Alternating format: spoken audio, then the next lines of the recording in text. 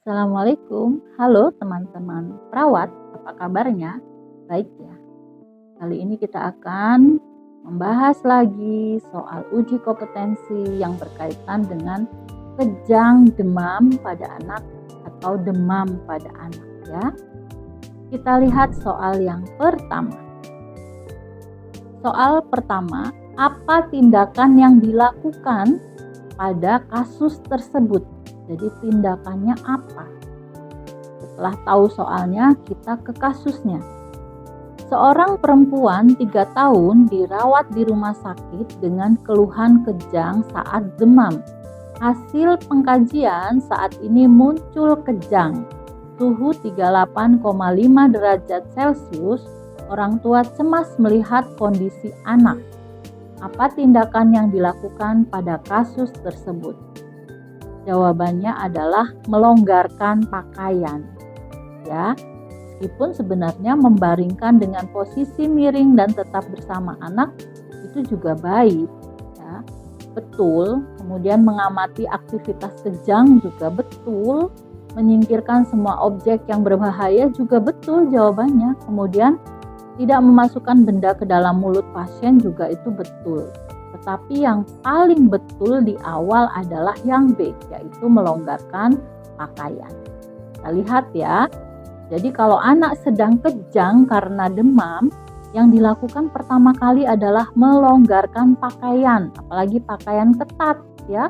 Kalau kita belajar gawat darurat pada anak, yang pertama adalah airway-nya kan ya, jalan nafas, sehingga dilonggarkan dulu pakaiannya, jangan sampai dia terganggu atau terhambat jalan nafasnya. Kemudian bila anak tidak sadar, baringkan dalam posisi miring. Bila muntah atau lendir, ada lendir dibersihkan. Bila takut lidahnya tergigit, jangan masukkan sesuatu ke dalam mulut karena akan berisiko menyumbat jalan nafas, apalagi jika terjadi luka. Ya. Kemudian ukur suhu, observasi dan catat bentuk serta lamanya kejang. Tetap mendampingi anak selama dan sesudah kejang. Jadi jawaban yang paling tepat itu adalah melonggarkan pakaian dulu. Ya, itu jawabannya yang B. Penata laksanaan kejang menurut teori yang lain ada meletakkan anak di tempat yang datar dan luas. Memposisikan anak tidur menyamping saat kejang, baru melonggarkan pakaian, jangan menahan gerakan tubuh, memberikan obat anti kejang, memberikan obat penurun panas kalau anaknya memang sudah sadar atau kejangnya sudah berkurang. Jadi itu tadi prinsipnya. Kalau misalnya anak darurat kondisi kejang, maka airway-nya atau jalan nafasnya dulu yang diperhatikan ya. Kemudian soal yang berikutnya. Apa masalah keperawatan pada kasus tersebut? Berarti yang ditanyakan adalah masalah keperawatannya. Kita baca kasusnya. Seorang laki-laki 12 tahun dirawat di rumah sakit dengan keluhan demam. Hasil pengkajian, raba panas, mual, muntah, nyeri kepala, lemas, terdapat bintik merah di bawah kulit. Pemeriksaan penunjang suhunya 39,2 derajat Celcius ini ya.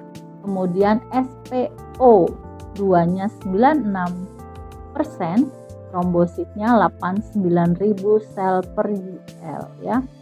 Jawaban yang benar adalah hipertermi. Kenapa hipertermi? Coba kita lihat. Prinsipnya adalah menentukan masalah keperawatan itu, pilih jawaban yang datanya paling banyak disajikan pada kasus. Coba kita lihat kasusnya. Sebenarnya untuk masalah yang B, ketidakseimbangan nutrisi juga ada ya. Datanya ada mual, ada muntah 2 kali disebut ya. Kemudian gangguan rasa nyaman nyeri, juga ada nyeri kepala. Itu datanya 1 kali disebut.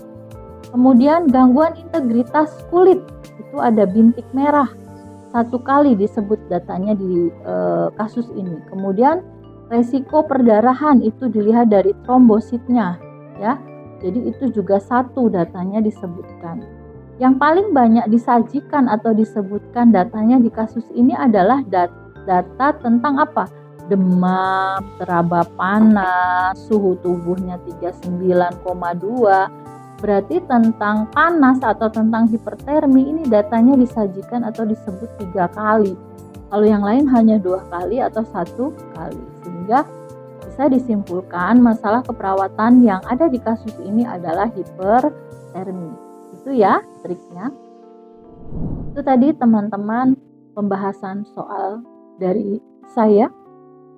Apabila dirasa bermanfaat, jangan lupa disebar ke teman-teman yang lain ya.